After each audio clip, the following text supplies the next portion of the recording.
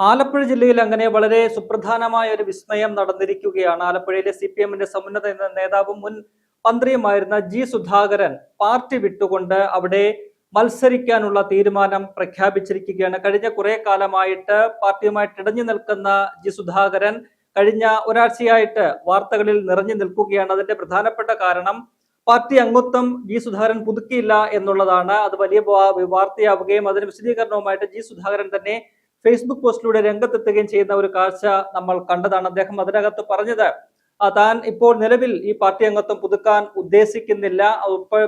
മാത്രവുമല്ല, തനിക്ക് പാർട്ടിയിൽ നേരിട്ട വലിയ രീതിയിലുള്ള തിക്താനുഭവങ്ങളെല്ലാം തന്നെ അദ്ദേഹം അതിനകത്ത് ചുരുക്കി പറയുകയും ചെയ്തു.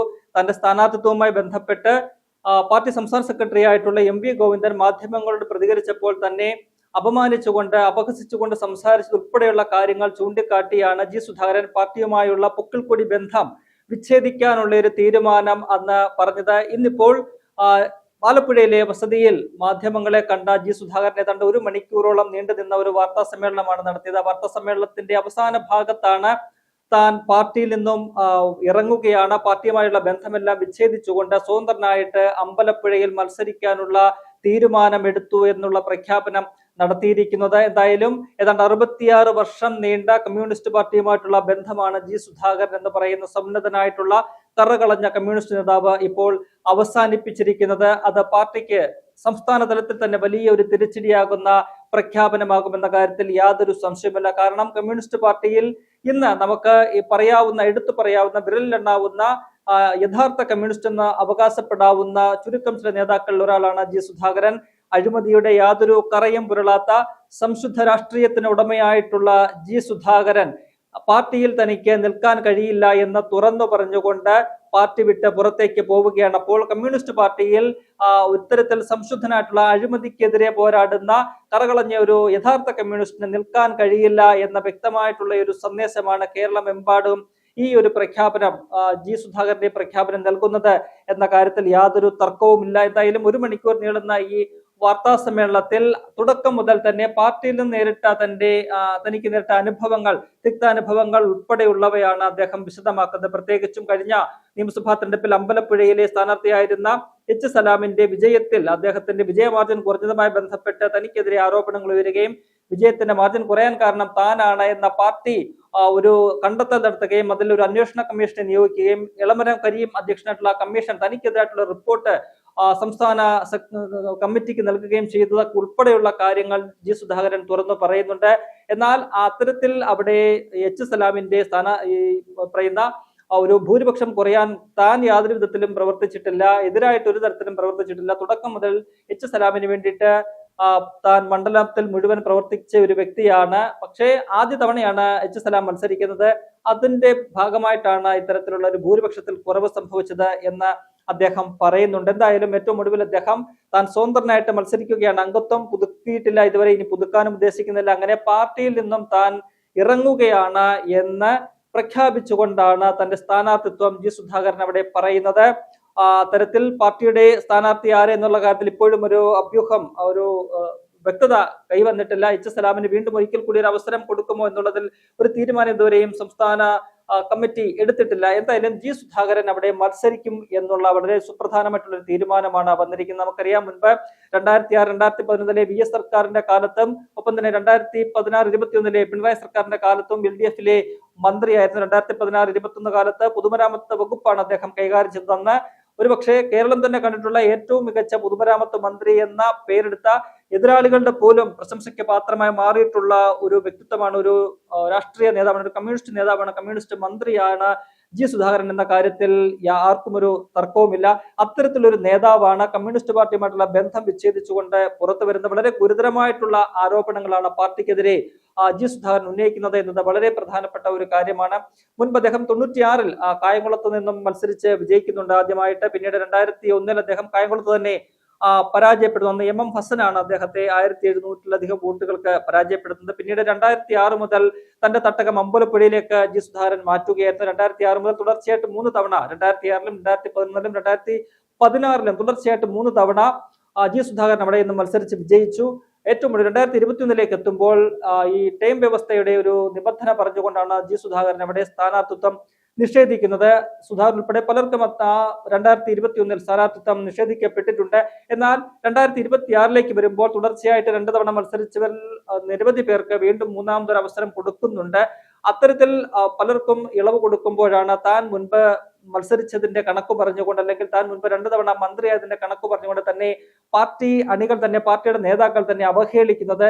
അങ്ങനെയെങ്കിൽ ഇവരെ മുൻപ് ഇത്തരത്തിലുള്ള പദവികൾ വഹിച്ച EMS ഉൾപ്പെടെയുള്ളവരെ ഏത് തരത്തിലാകും കൈകാര്യം ചെയ്യുക? അവരൊക്കെ ഇന്ന് ജീവിച്ചിട്ടുണ്ടായിരുന്നുവെങ്കിൽ എത്രത്തോളം അപമാനം അവർക്ക് നേരിടേണ്ടി വരും എന്ന ഒരു ചോദ്യമാണ് ജി സുധാകരൻ ഉന്നയിക്കുന്നത്. എന്തായാലും CPM-നെ സംബന്ധിച്ച് വലിയ ഒരു തിരിച്ചടിയാണ്. അവർ ഇതുവരെയും ഈ വിഷയത്തിൽ പ്രതികരിച്ചിട്ടില്ല. ഇന്നലെ രാത്രിയിൽ തന്നെ ജി സുധാകരൻ ഇന്ന് വാർത്താ സമ്മേളനം വിളിക്കുമെന്ന് ഉറപ്പായപ്പോൾ നിരവധി നേതാക്കൾ, സംസ്ഥാന അംഗങ്ങൾ ഉൾപ്പെടെയുള്ള പ്രമുഖ നേതാക്കളെല്ലാം തന്നെ ജി സുധാകരനെ അദ്ദേഹത്തിന്റെ വസതിയിലെത്തി സന്ദർശിക്കുകയും അനുനയ നീക്കത്തിന് ശ്രമിക്കുകയും ചെയ്തു. എന്നാൽ അതിനൊന്നും തന്നെ ജി സുധാകരൻ വഴങ്ങാൻ തയ്യാറായില്ല എന്നതാണ് ഏറെ പ്രധാനപ്പെട്ട ഒരു കാര്യം. ഇന്ന് രാവിലെ അദ്ദേഹം വാർത്താ സമ്മേളനം വിളിച്ചപ്പോഴും തുടക്കത്തിൽ അദ്ദേഹം ഏതെങ്കിലും പാർട്ടിയിൽ ചേരില്ല, താൻ ഏതെങ്കിലും മുന്നണിയുടെ ഭാഗമാകില്ല എന്നൊക്കെ പറഞ്ഞ് തുടങ്ങിയ ജി സുധാകരൻ പിന്നീട് പാർട്ടി തന്നോട് കാണിച്ച അനീതികളൊക്കെ തന്നെ തുറന്നു പറഞ്ഞുകൊണ്ട്, പാർട്ടിയിൽ തനിക്ക് നേരിട്ട അവഹേളനങ്ങളൊക്കെ തന്നെ തുറന്നു പറഞ്ഞുകൊണ്ട്, പാർട്ടിയുടെ നേതാക്കളും അണികളും ഒക്കെ തന്നെ തന്റെ പിതാവിനെ പോലും അവഹേളിക്കുന്ന ഒരു രീതിയിലേക്ക് രാഷ്ട്രീയം കൊണ്ടുപോയി. എന്നിട്ടും ഒരു നേതാവ് പോലും അതിനെതിരെ പറഞ്ഞില്ല. അത്തരത്തിൽ വളരെ കടുത്ത അനീതി അനുഭവങ്ങളൊക്കെ തന്നെ തനിക്ക് പാർട്ടിയിൽ നേരിടേണ്ടി വന്നു. അത്തരം ഒരു പാർട്ടിയിൽ ഇനി തുടരാൻ കഴിയുന്നില്ല. അതുകൊണ്ടാണ് താൻ ഈ പാർട്ടിയുമായുള്ള ബന്ധം വിച്ഛേദിച്ചുകൊണ്ട് സ്വതന്ത്രനായിട്ട് മത്സരിക്കാൻ തീരുമാനിക്കുന്നത് എന്ന് ജി സുധാകരൻ പറയുന്നുണ്ട്. എന്തായാലും ഇത് UDF-നെ സംബന്ധിച്ച് വലിയൊരു രാഷ്ട്രീയ വിജയമാണ് എന്നുള്ള കാര്യത്തിൽ യാതൊരു സംശയവുമില്ല.